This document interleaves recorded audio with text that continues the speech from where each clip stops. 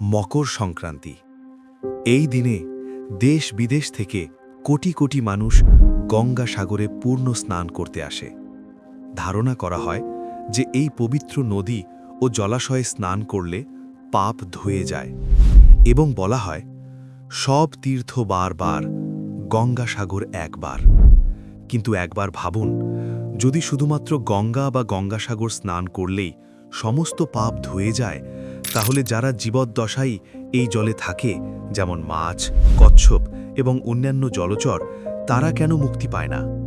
যদি এমন না হয় যে কোনো নদীতে স্নান করলে পাপ ধুয়ে যায়, অথবা সত্যিই এমন কোনো জায়গা আছে যেখানে আমাদের পাপ স্থায়ীভাবে শেষ হয়? সন্ত রামপালজি মহারাজ বলেন, মুক্তি শুধুমাত্র বাহ্যিক ক্রিয়ার মাধ্যমে পাওয়া যায় না, না স্নান থেকে, না দান থেকে, বরং সঠিক ভক্তি পদ্ধতি, সত্য জ্ঞান এবং পূর্ণ গুরুর আশ্রয়ে আত্মার প্রকৃত কল্যাণ সম্ভব। সন্ত রামপালজি মহারাজ আরও বলেন, আমাদের সেই মান সরোবরে স্নান করতে হবে যেখানে স্নান করার পর জীবের সমস্ত পাপ স্থায়ীভাবে ধুয়ে যায় এবং মুক্তি লাভ হয়। কিন্তু এই মান সরোবর পৃথিবীর কোনো জলাশয় নয়। এটি সেই দৈব মান সরোবর যেখানে আত্মা মৃত্যুর পর সঠিক ভক্তির দ্বারা পৌঁছায় এবং সেখান থেকে নিজের সত্যলোকের যাত্রা শুরু করে। এটি সম্ভব হবে তখনই যখন আমরা সন্ত রামপালজি মহারাজের জ্ঞান গ্রহণ করব।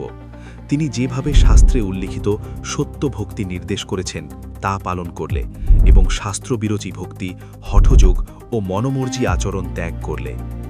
জল শরীরকে শুদ্ধ করতে পারে, কিন্তু আত্মার শুদ্ধি কেবল সত্য জ্ঞান ও নাম দীক্ষার মাধ্যমে সম্ভব।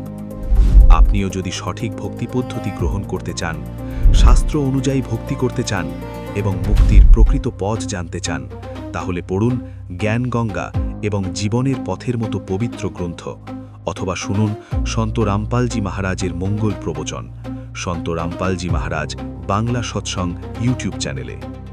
এই মকর সংক্রান্তিতে শুধু রীতি নয়, সত্যকে আধ্যাত্মিক ভক্তি পদ্ধতি চিনতে চেষ্টা করুন।